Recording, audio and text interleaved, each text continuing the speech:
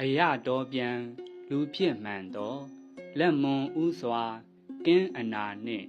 ယောဂါမဆက်မြတ်သောလက်ကိုလိုအပ်သည်တာထို့နောက်မှလျင်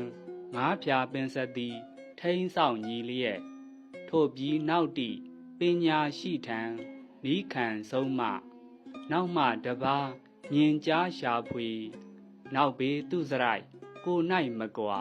တည်စေရာ၏တဖြာထိုမြဒနရှာခြင်းမပြင်းလုံးလဝိရိယကို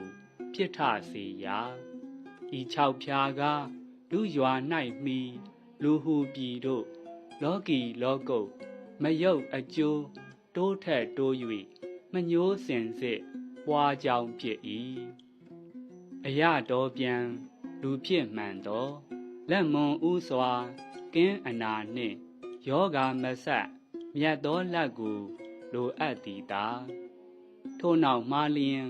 ငါးဖြာပင်စသည်ထိန်းဆောင်ညီလျက်ထို့ပြီးနောက်တိပညာရှိထံနီးခံဆုံးမနောက်မှတပါးမြင်ကြားရှာဖွေနောက်ပေသူစရိုက်ကို၌မကွာတည်စေရာ၏